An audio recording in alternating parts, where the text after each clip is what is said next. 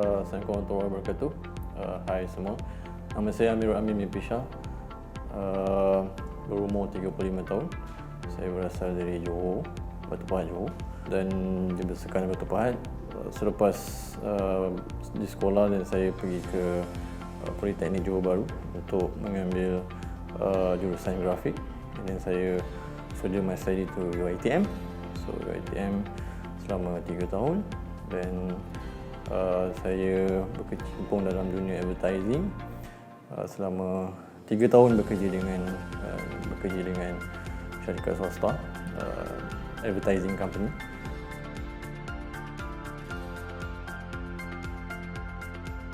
Okey, boleh saya beri satu metafora tentang USP dan ASP. Dia seperti irama dan lagu lah. So kalau irama ada, lagu tak ada, so dia macam it's not complete each other, vice versa. USP dan ASP satu benda yang complement each other. So kalau dia tak ada jiwa dan dia tak ada emosi, so dia kosong.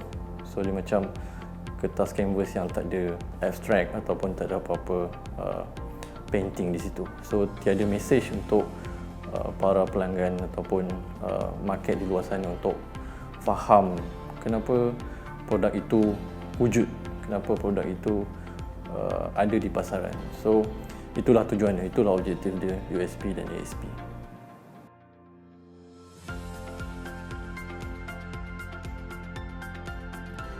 Okay, USP is di dalam terms English, unique selling proposition, which is setiap produk ataupun setiap servis ataupun berbagai-bagai bidang, USP memain peranan penting. So kalau kita tak ada USP, macam saya cakap tadi, dia macam tak ada, orang tak kenal siapa kita, apa behaviour kita, apa kita punya prinsip. Itu apa yang saya faham tentang USP. Because of kalau tak ada USP, dia macam tak ada roh lah. So USP memain peranan penting dalam membentuk sesuatu identity, sesuatu apa keistimewaan produk itu sendiri. Because of consumer di luar sana inginkan sesuatu yang apa yang diorang perlukan. Because of kita pun, bila kita cari sesuatu di kedai ataupun kita cari sesuatu servis di luar sana, kita ada purpose. So kita as consumer pun demand apa itu keistimewaan sesuatu produk dan sesuatu servis. So macam mana organisasi untuk portraykan apakah keistimewaan dia melalui USP adalah sangat penting. Untuk memahami apa itu USP adalah sangat penting, because benda itu is fundamental. So ESP pula, ESP is a emotion. So bila kita ada USP, kita kenal pasti apa identiti kita, and then apa purpose kita, apa objektif sesuatu bisnes tu sendiri. Tapi kalau dia tak ada gabungan dengan bagaimana nak touch emotion sesuatu market segment, ataupun bagaimana nak menyampaikan messaging daripada USP yang kita positionkan, dia perlukan ESP, pemahaman ESP. It's not about kita search ESP tu apa dekat Google ataupun kita baca buku apa itu ESP dan kita faham. It's not about that. It's about experience. Kita boleh nampak berbagai-bagai bidang yang menggunakan these two formula untuk sebagai senjata untuk dia menjual sesuatu atau menyampaikan sesuatu yang lebih efektif. So USP dan ASP perlu berganding bahu. Kalau dia tak ada antara dua ni, dia akan jadi satu canvas yang kosong dan tiada message yang untuk disampaikan.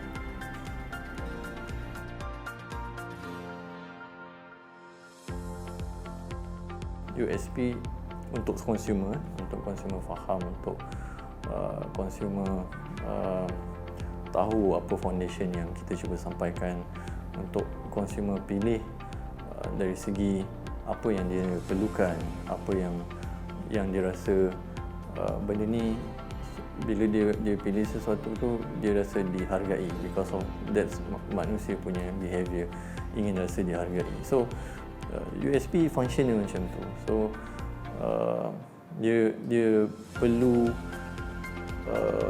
perlu ke depan untuk dia jual diri dia.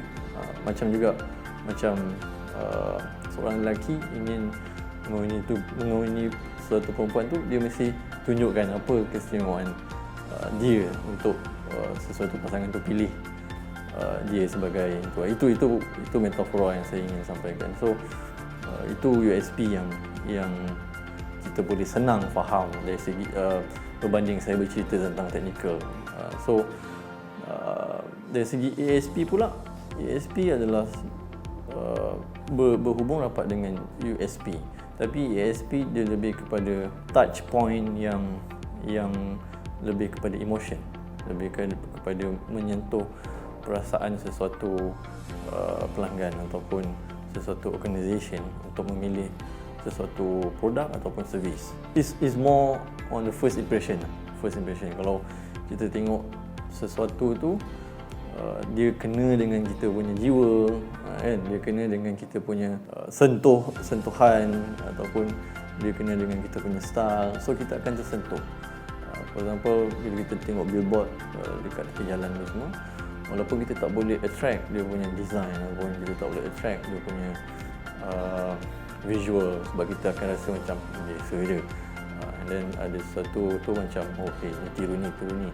Tapi bila kita dapat membaca apa mesej yang dia sampaikan, so secara tak langsung dia akan buat kita terfikir dan membuatkan dia akan spark kita punya emotion, dan daripada spark tu dia akan drive kita untuk lebih nak mengenali apa yang cuba disampaikan, kan.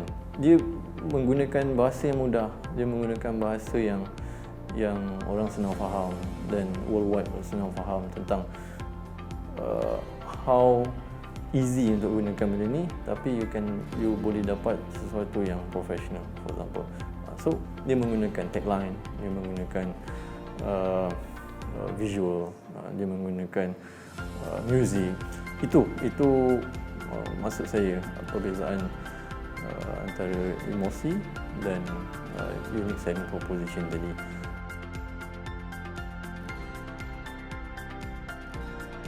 Saya suka untuk bagi beberapa poin bagaimana untuk kita mencipta USP dan ASP. So nombor satu is kita kena pasti siapa kita punya target market, siapa pasaran dan pembeli sasaran kita. So dia lebih kepada apa yang mereka mahu, bukan apa yang kita mahu. Itu satu. So bila kita dapat jawab soalan ini berdasarkan research, berdasarkan survey, dan banyak lagi elaborasi yang perlu ditanya selepas kita dapat persoalan nombor satu ni. So it's a long way kalau sesuatu organisasi tu memerlukan sesuatu konkret strategi. So strategi ni dia lebih dipraktik pada syarikat-syarikat yang besar lah, syarikat-syarikat yang mempunyai banyak aset apa semua. So diorang memerlukan very deep research about what is diorang punya target market. For example macam pandemik. Bila kita berada di zaman pandemik ni, memang bisnes banyak bertukar dari segi business plan ataupun business strategy. Because of what? Because of culture, because of situation, because of behaviour manusia. Siapa pasaran dan pembeli sasaran ini perlu ditanya setiap masa. Kalau setiap hari pun bagus sebenarnya. So that's number one. Nombor dua, lebih kepada apa yang mereka mahukan atau perlukan. Dia berkait dengan nombor satu yang saya cakap tadi lah. So apa yang mereka mahukan atau perlukan bergantung kepada situasi, bergantung kepada ekonomi, bergantung kepada bagaimana dia nak approach benda tu, bagaimana dia nak memberikan satu impact consumer punya attraction. Itu nombor dua. Nombor tiga is dia perlu menjalani proses mengapa mereka menginginkannya. So lebih kepada mengapa consumer menginginkannya. produk itu ataupun servis itu. Kenapa? Kita kena tanya kenapa. Sebab tu USP tu berkenaan dengan kenapa, bagaimana, di mana semua guna. Sebab kita nak pastikan di mana position yang kita perlu letak di dalam industri ni.